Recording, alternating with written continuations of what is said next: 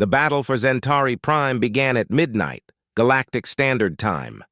Premier Zalak had brought every ship the Krex Empire could spare, 200 massive warships that blocked out the stars around the Council's capital world. His plan was simple: destroy the government that had kept his people contained for centuries. Fleet Admiral John Miller watched the approaching Krex armada from the bridge of his flagship, the Liberator. The human fleet that had arrived to defend Centauri Prime was much smaller, only 50 ships, but they were joined by 60 Council vessels that had remained loyal to the Alliance. "Admiral, the Krex fleet is entering weapons range," reported his tactical officer, Commander Greg Peterson. "They're not responding to surrender demands." "I didn't expect them to," John replied calmly. "Signal all ships. Attack pattern Delta. Protect the civilian evacuation ships at all costs." The space around Centauri Prime erupted in weapons fire as the largest battle in galactic history began. Krex ships fired massive energy beams that could destroy smaller vessels in single hits, but the combined human and Council fleet used speed and coordination to avoid the worst of the damage. Captain Rose Mitchell led her fighter squadron through the chaos, her small ship dancing between explosions that lit up space like deadly fireworks. She had volunteered for the most dangerous mission of the battle, penetrating the Krex fleet's defenses to attack their command ship. "Phoenix Squadron, follow my lead," she broadcast to her pilots. "We need to reach the Krex flagship before they can target the refugee ships." On the planet's surface, Chairman Vorak stood in his office watching the battle through his window. Explosions in orbit created new stars that flashed and died in moments. He had finally told the Council the complete truth about the Terra Purge, and now humans were dying to protect the very government that had lied about them for centuries. "Sir, we're receiving evacuation orders," Director Nalos reported. "The human fleet commander wants all government officials moved to safety." "No," Vorak said firmly. "If humans are willing to die for Centauri Prime, then I will stay and face whatever comes." In space, the battle was not going well for the defenders. The Krex ships were too large and too heavily armed. For every Krex vessel destroyed, 3 human or Council ships were lost. But the smaller ships had one advantage: they could get close, enough to target specific systems. Commander Greg Peterson led a strike team directly at the Krex flagship, a massive ship that was larger than most space stations. His mission was to board the vessel and capture Premier Zalak, hoping to end the war by removing its leader. "Boarding team, prepare for insertion," Greg announced as his ship approached the enemy flagship. "Remember, we need Zalak alive." The boarding operation was unlike anything Greg had experienced. The interior of the Krex ship was designed for beings twice human size, with corridors that were more like tunnels and rooms that felt like caverns. But human speed and agility worked in their favor as they fought through the ship's defenders. Meanwhile, Captain Rose Mitchell had reached the flagship's main weapons array. Her fighter squadron attacked the massive gun batteries that were pounding the refugee ships trying to escape the planet. "Target the main power couplings," she ordered her pilots. "If we can knock out their primary weapons, the evacuation ships can get clear." The attack succeeded, but at a terrible cost. Rose's fighter was caught in the explosion when the weapons array overloaded. Her ship was destroyed, but her sacrifice saved thousands of civilian lives. Admiral John Miller felt each loss personally, but he couldn't let emotion interfere with command decisions. The Krex fleet was being slowly worn down, but his own forces were running out of ships and ammunition. "Admiral, we're receiving a priority transmission from Earth," his communications officer reported. President Hayes appeared on the main screen, broadcasting from humanity's capital. "John, reinforcements are on the way. Every human colony, every hidden fleet, every ship we've built in 4 centuries. Hold the line for 6 more hours." The message gave John new hope, but 6 hours seemed impossible. His fleet was down to 30 operational ships, facing over 100 Krex vessels that were still fighting. Then something unexpected happened. Ships began appearing throughout the system, But they weren't the human reinforcements. Council. Fleets from 18 different worlds had arrived to join the battle. Species that had argued for days about whether to trust humans had finally made their choice. "This is Admiral Sektar of the Saurian Defense Force," came a transmission. "We stand with humanity against tyranny." "This is Commander Thys of the Reptilian Alliance. We will not let the Krex Empire destroy our freedom." One by one, more fleets arrived. The Methane Collective's gas-breathing warriors, the Crystal Worlds, energy-based fighters, even some of the species that had initially opposed the human alliance. The space around Zentari Prime filled with ships from dozens of worlds, all united against the Krex threat. Premier Zalak watched his advantage disappear as more and more ships joined the battle against him. His 200 vessels now faced nearly 400 combined human and council ships. The war he had started to expand his empire was turning into a fight for survival. "General Vortex, order all ships to retreat," he commanded reluctantly. "Sir, we can still win if we focus our attack on the human ships." "Look around you, General. This is no longer about humans versus council. The entire galaxy has united against us." But before the Krex fleet could begin its retreat, Commander Greg Peterson completed his mission. His boarding team had fought through the flagship and captured Premier Zalak in his own command center. "Krex fleet, this is Commander Peterson of the Human Defense Force," Greg broadcast on all frequencies. "Your leader is our prisoner. Surrender immediately or face destruction." The capture of their premier broke the Krex fleet's will to fight. Ship after ship powered down their weapons and surrendered. The Battle of Zentari Prime was over, and the galaxy's first united fleet had won its first victory. In the aftermath of the battle, representatives from 47 worlds gathered in the council chamber that had once debated humanity's very existence.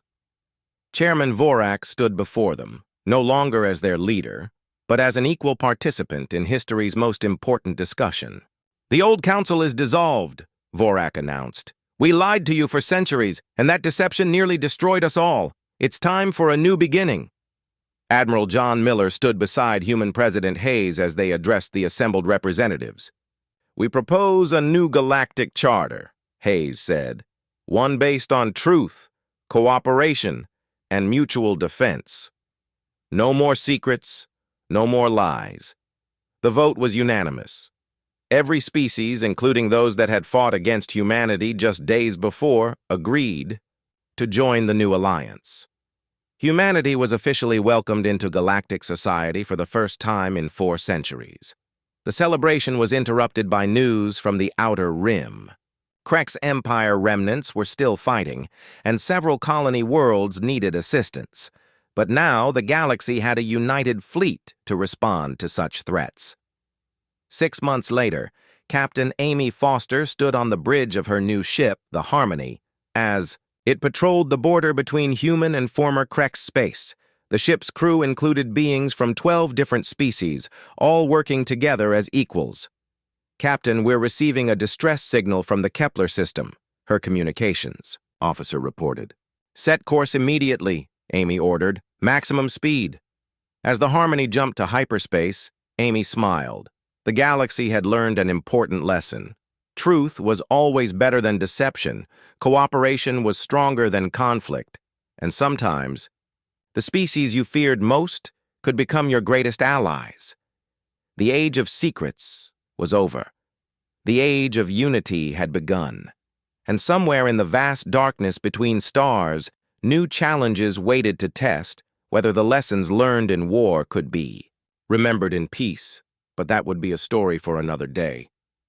The first shots of the Galactic War were fired at dawn on the mining world of Kepler 442b. Colonel Dan Parker watched from his command bunker as Krex Empire dropships descended through the morning sky like deadly metal rain. The attack had come. Without warning, hitting 12 different systems simultaneously. "Colonel, the orbital defense platforms are down," reported Sergeant Lisa Hayes from her communications station.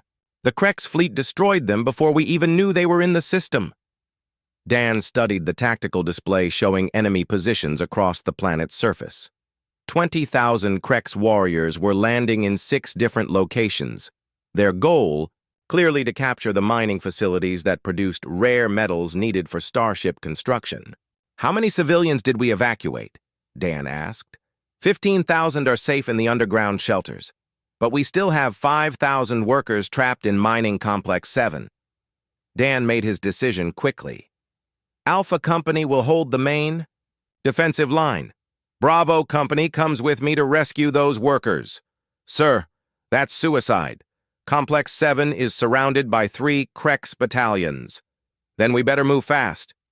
Meanwhile, in the Sol system, Admiral Kate Sullivan stood in Earth's main Defense Command Center watching as refugee ships arrived from across human space.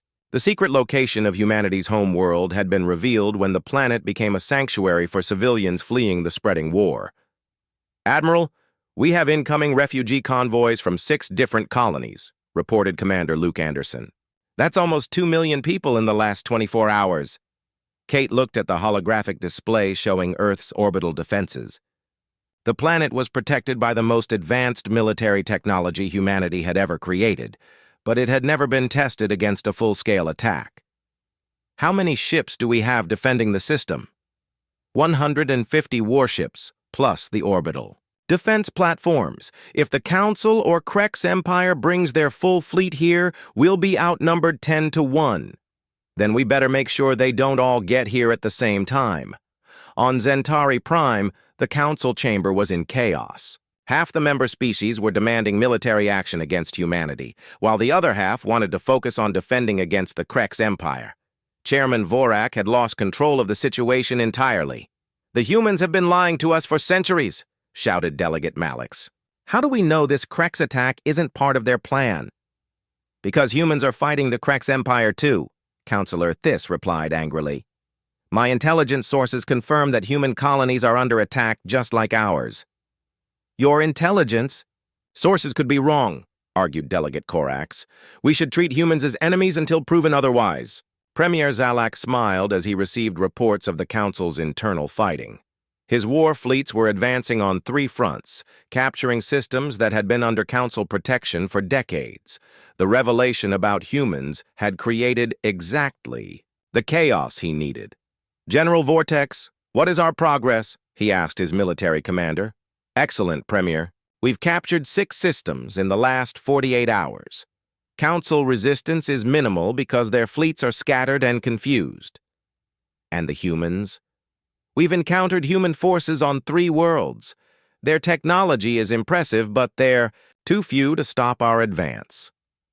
Back on Kepler 442b, Colonel Dan Parker led his rescue mission through the burning ruins of Mining Complex 7. The Krex warriors had not expected human forces to arrive so quickly, and their defensive positions were unprepared for the speed and precision of the human attack. "Bravo, team! Breach the main facility," Dan ordered over his radio. "Charlie team, secure the evacuation routes." The human soldiers moved like shadows through the complex, their advanced armor and weapons giving them a significant advantage over the larger but less sophisticated Krex forces. Within 30 minutes, they had reached the trapped civilian workers. "Everyone stay calm," Dan announced to the frightened miners. "We're getting you out of here." But as the evacuation began, Krex reinforcements arrived.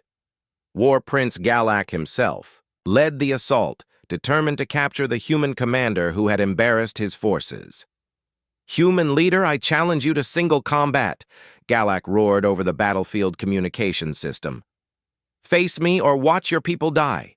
Dan looked at the massive alien warrior standing in the complex's main courtyard. Galak was twice his size, covered in natural armor plating, and armed with weapons that could cut through steel. But accepting the challenge would buy time for the civilian evacuation. "I accept," Dan replied. The battle between human and Krex lasted only minutes, but it became legendary throughout the galaxy.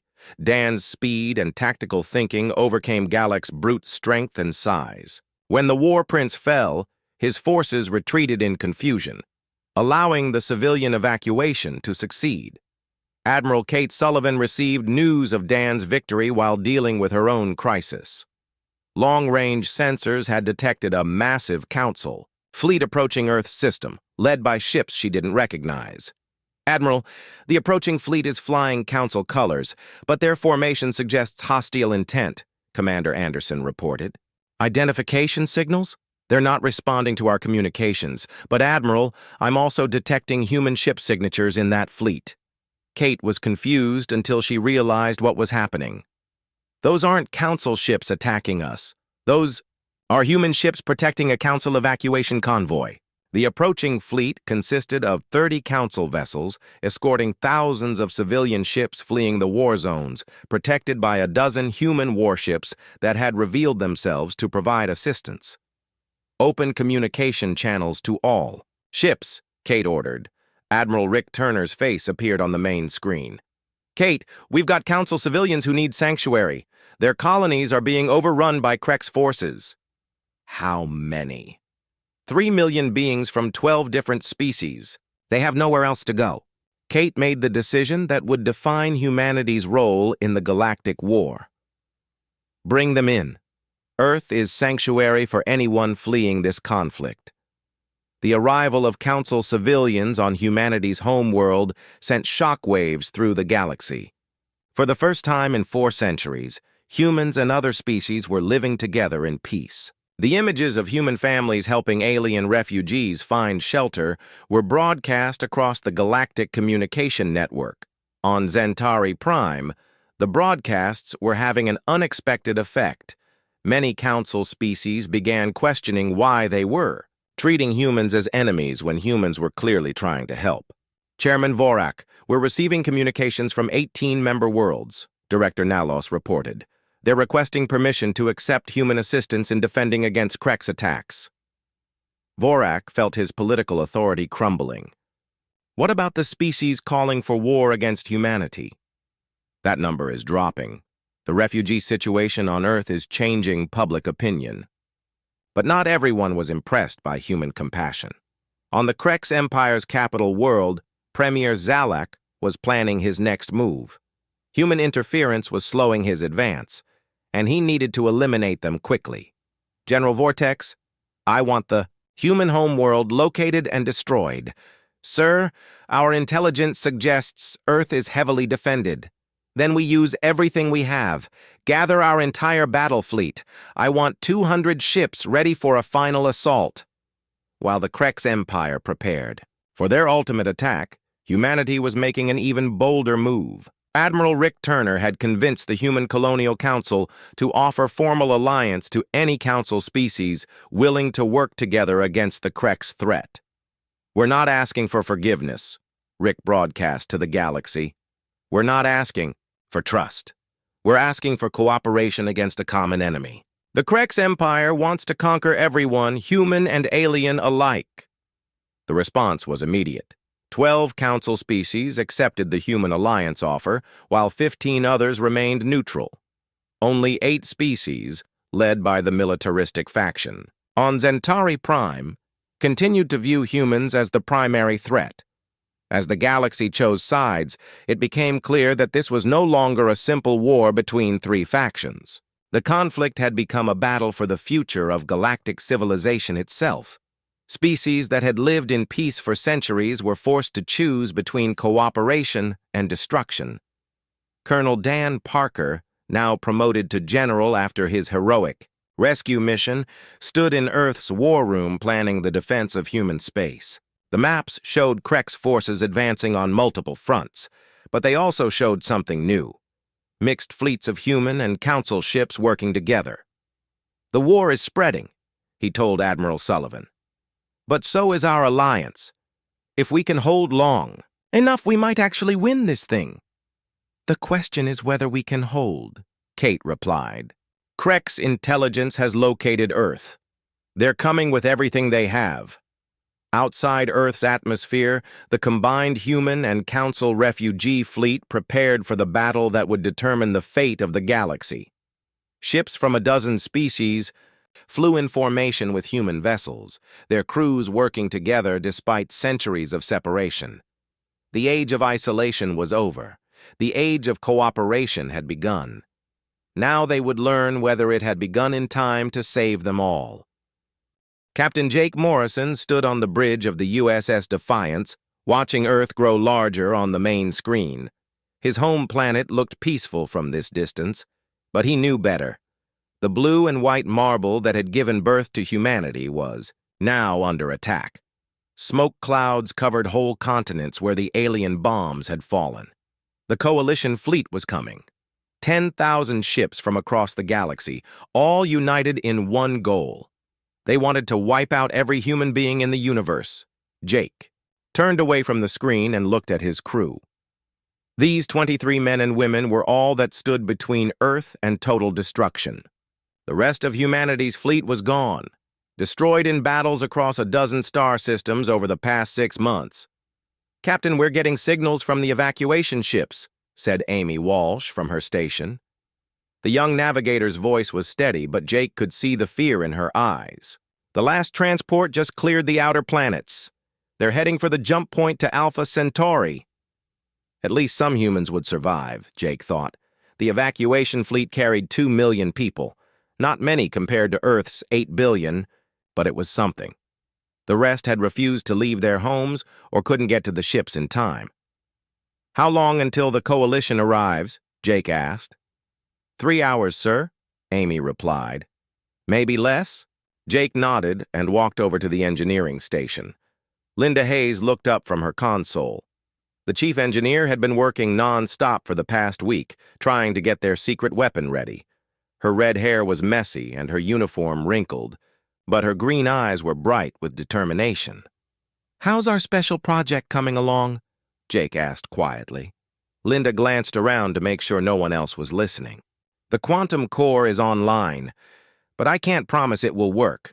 The computer models show it should generate enough power to run our new weapon system. But we've never tested it at full strength." "What's the worst that could happen?" "We could blow up half the solar system," Linda said with a weak smile. "Or create a black hole, or tear a hole in space itself. The energy levels we're talking about are way beyond anything humans have ever tried before." Jake felt a chill run down his spine. The quantum core had been Earth's last desperate gamble. A team of scientists had been working on it in secret. For 5 years, ever since first contact with the coalition had gone wrong. They had found a way to tap into the basic energy that existed everywhere in empty space. The theory said it could power weapons more destructive than anything the galaxy had ever seen. But theory and reality were two different things. "Sir, we're getting a transmission from Coalition Command," called out Danny Cruz from the weapons station. The young officer's hands were already moving over his controls, charging the ship's regular weapons. "Put it on screen," Jake ordered. The main display changed to show a large reptilian face. Admiral Zith of the Vorthak Empire stared at them with yellow eyes that held no mercy. The alien's scales were dark green, and his mouth was full of sharp teeth. Behind him, Jake could see other coalition officers from different species. All of them looked ready for war.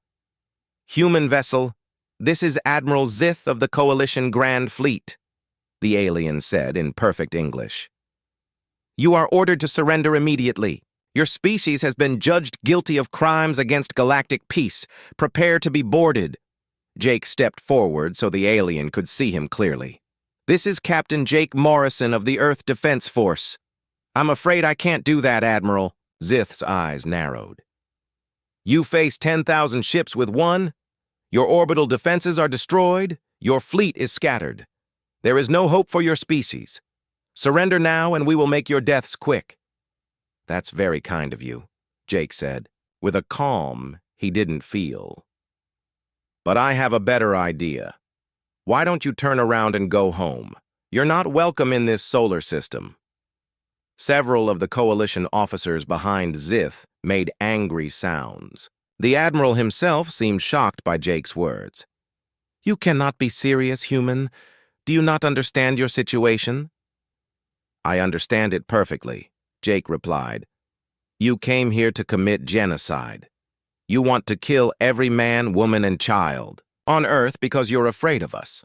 Well, Admiral, maybe you should be afraid. Zith leaned forward, his scales seeming to darken with anger. Your arrogance will die with you, human.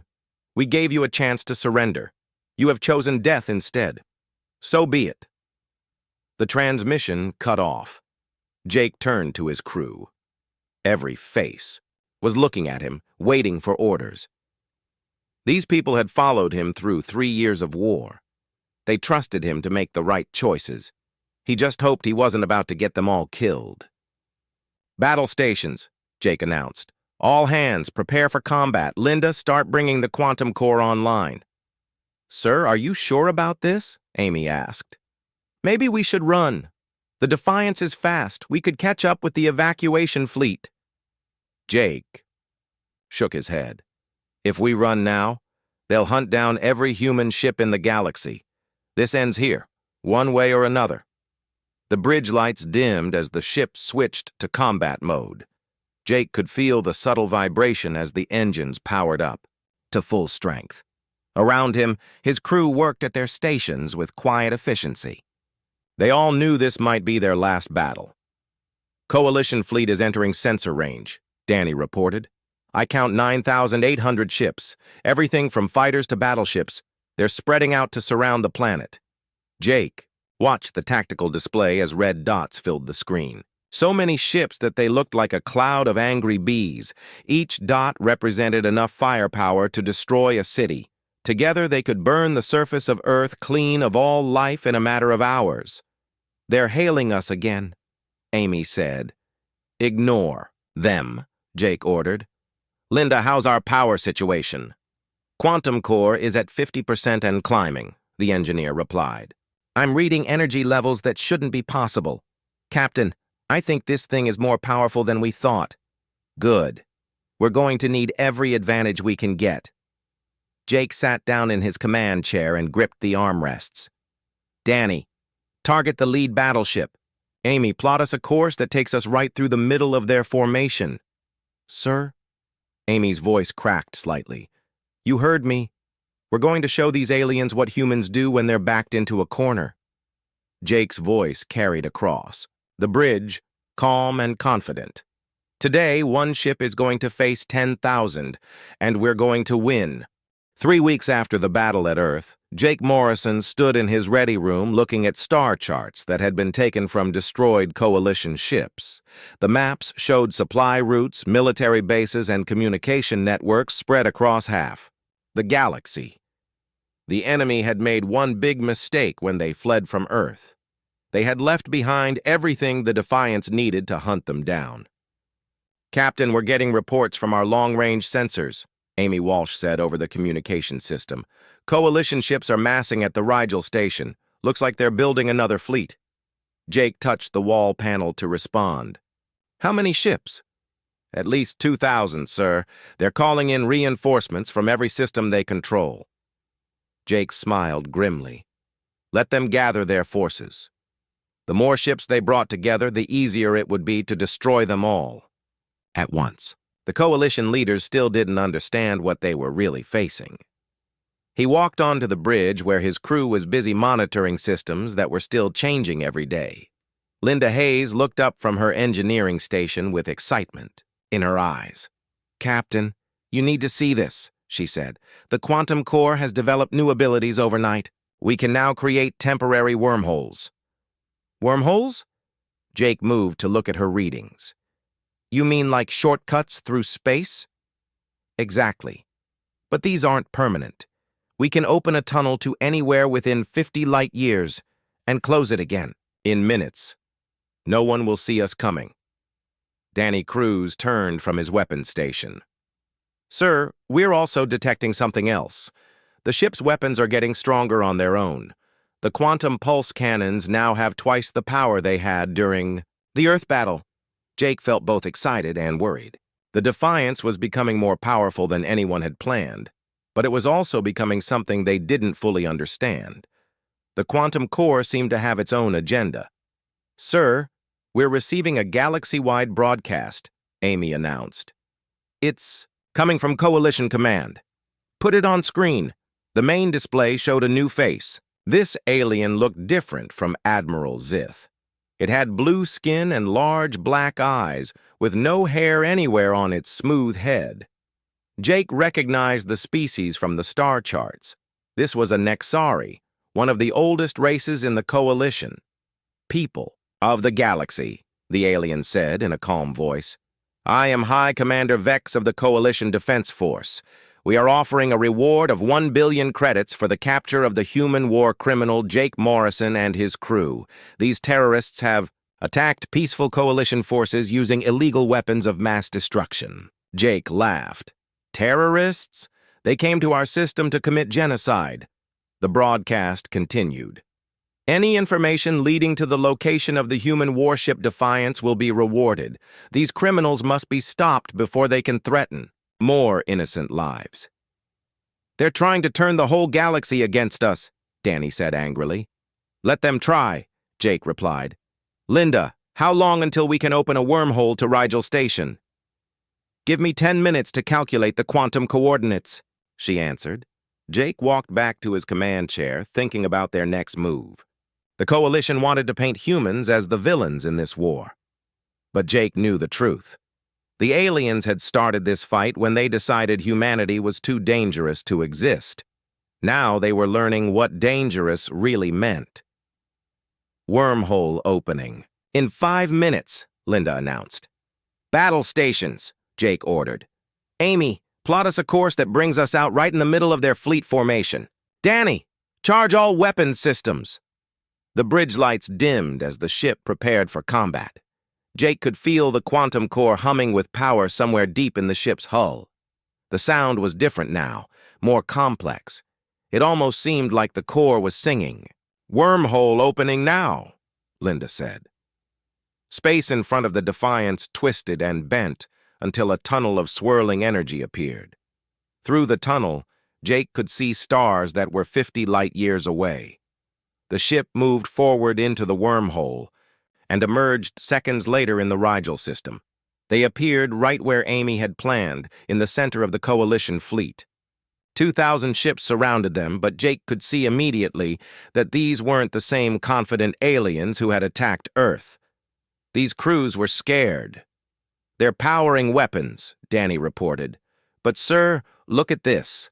Half their ships have their engines already running. They're ready to run." Jake opened a communication channel to the Coalition fleet. "This is Captain Morrison. I'll give you the same chance you gave Earth. Surrender now, and I'll let you live." The response came quickly. "Human Devil, this is Commander Thek of the Mordian. Empire!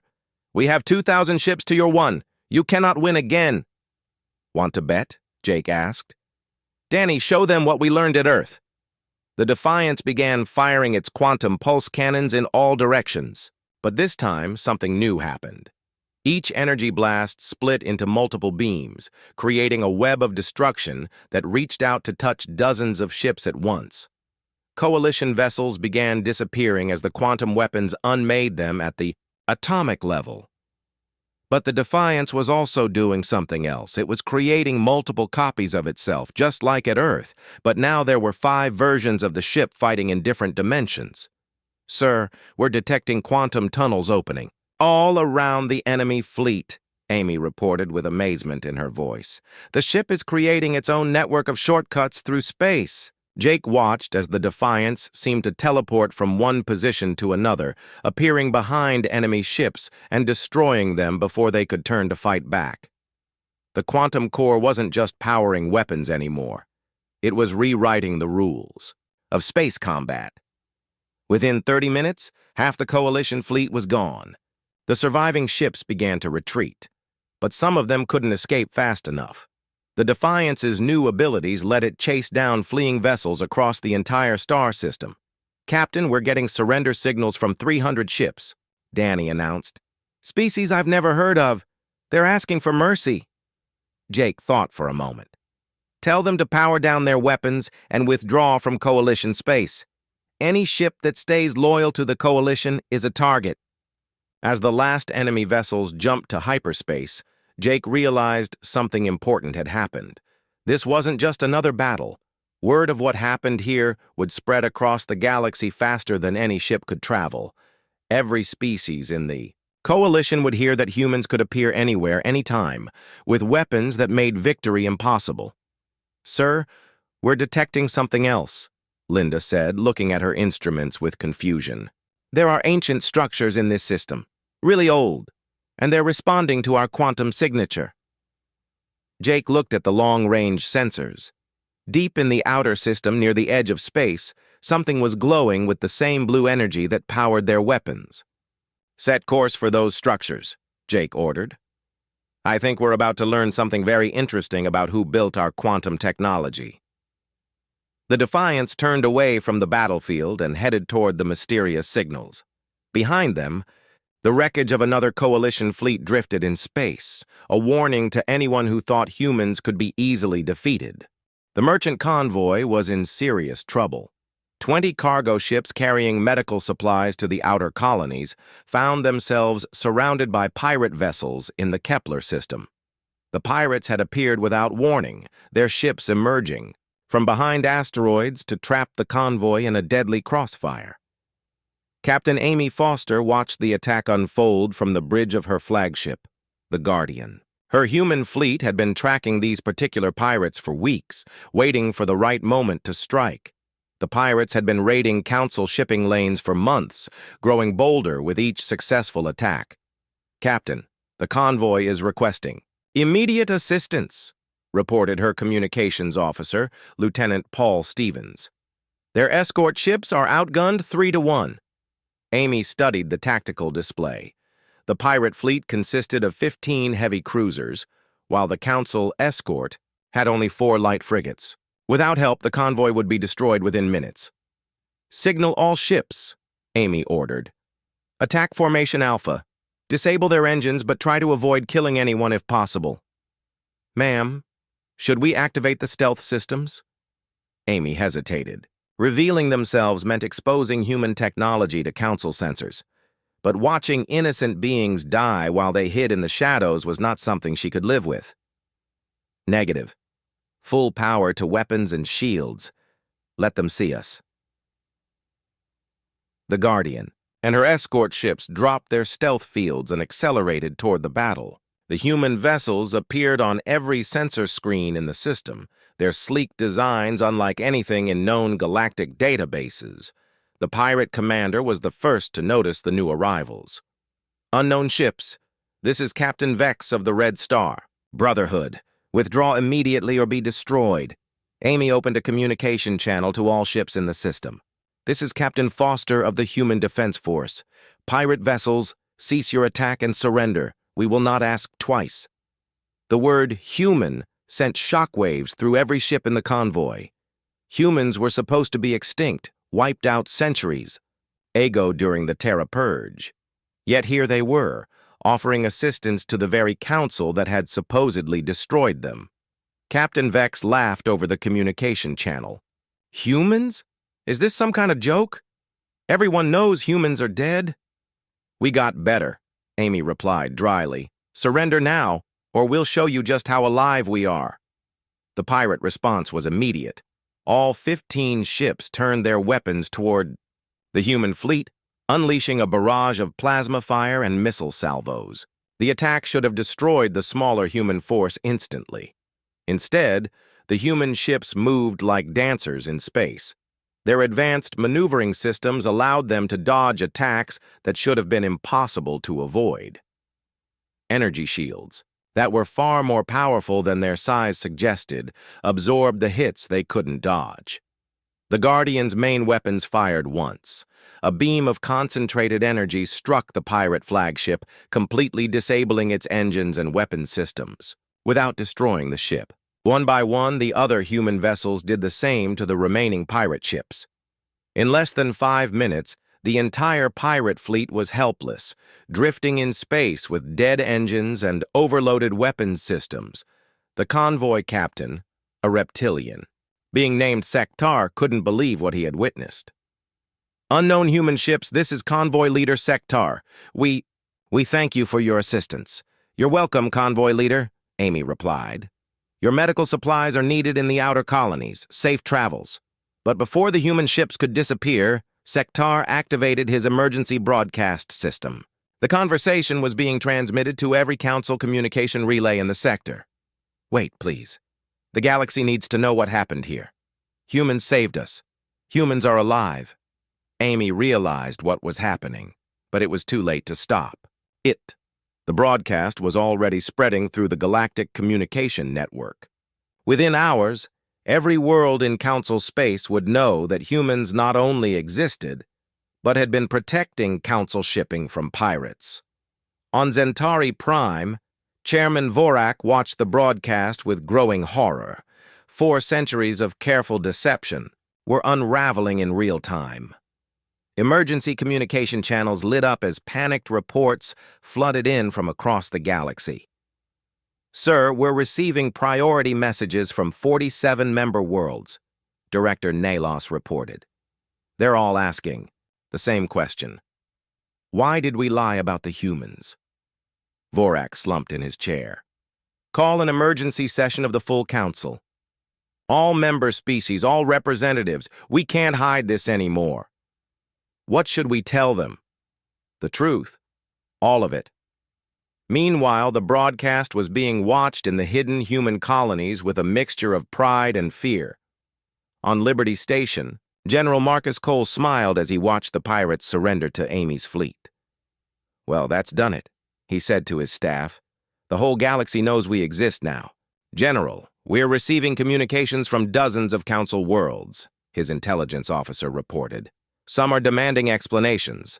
Others are expressing gratitude for the convoy rescue. And our people? Mixed reactions, sir. Some colonies are requesting permission to reveal themselves openly. Others want to maintain secrecy until we know how the Council will respond. On the other side of the galaxy, Premier Zalak of the Krex Empire was having a very different reaction to the news. He stood in his war room surrounded by holographic displays showing troop movements and fleet positions. So, humans still exist, he said to his generals, and they've been hiding in our territory all this time. Premier, this could be the opportunity we've been waiting for, suggested General Vortex. If the Council is dealing with internal crisis, over the human deception, their defenses will be weakened. Exactly. Begin Operation Stormfront. I want 50 systems under our control before the Council realizes what's happening. Zalak activated his fleet communication system. All battle groups, you are cleared for immediate deployment. The Krex Empire reclaims what is rightfully ours. Back in Council space, Councilor Thys was watching the broadcast for the 5th time. Her investigation into the Terra Purge had been proven correct. Humans had survived, and the Council leadership had been lying about it for centuries. She activated her private communication system and sent messages to 12 other Council members she trusted. Emergency meeting in Conference Room 7. We need to discuss what we're going to do about this. The Emergency Council session was unlike anything in galactic history. Representatives from 47 worlds filled the chamber, their voices raised in anger, confusion, and fear. Some demanded Chairman Vorak's immediate resignation. Others called for military action against the humans. A few suggested opening. Diplomatic contact! Order! I will have order! Vorak shouted, his 4 arms raised for silence. Yes, humans still exist. Yes, the Council leadership has known this for centuries. And yes, we chose not to tell you. Why? Demanded Delegate Korax from the Methane Collective. Why lie to us for 400 years? Because humans were dangerous, Vorak replied. They were violent, unpredictable, and refused to follow galactic law. Our predecessors decided that removing them from galactic society was safer than destroying them entirely. But they just saved a Council convoy, protested Councilor Thys. The humans could have let those ships be destroyed, but they chose to help. One incident doesn't change 4 centuries of history, argued Delegate Malix from the Crystal Worlds. Humans started more wars than any other species before the Terra Purge. The debate raged for hours, with no clear consensus emerging. Some species demanded immediate military action against human colonies. Others wanted to open peaceful contact. Still others suggested ignoring the humans entirely and pretending nothing had changed. While the Council argued, Admiral Rick Turner was preparing humanity's response. He stood on the bridge of Earth's orbital defense station, watching as ships from dozens of human colonies arrived in the system. For the first time in centuries, the entire human fleet was gathering in one place. "Admiral, we're receiving the Council's emergency broadcast," his communications officer reported. "They're debating what to do about us." "Let them debate," Rick replied. "Director Brooks, are our diplomatic teams ready?" Helen Brooks, the head of Human Intelligence Operations, nodded. "We have contact protocols prepared for any situation. If they want to talk, we're ready. If they want to fight, we're ready for that too." "And our sleeper agents in Council space?" "All activated and standing by. We have people in positions throughout their government and military." Rick looked out at the massive fleet assembling around Earth. Hundreds of ships represented 4 centuries of human determination and ingenuity. They had survived in secret, grown strong in isolation, and now faced the choice of remaining hidden or stepping into the light. "Signal to all ships," he ordered. "Prepare for full diplomatic contact with the Galactic Council. After 400 years, it's time for humanity to come home." But even as Rick spoke, reports were coming in of Krex Empire attacks on Council territory. The revelation about humans had created exactly the kind of chaos that aggressive species could exploit. The galaxy that had known peace for 3 centuries was about to tear itself apart. The age of secrets was ending, but the age of war was about to begin.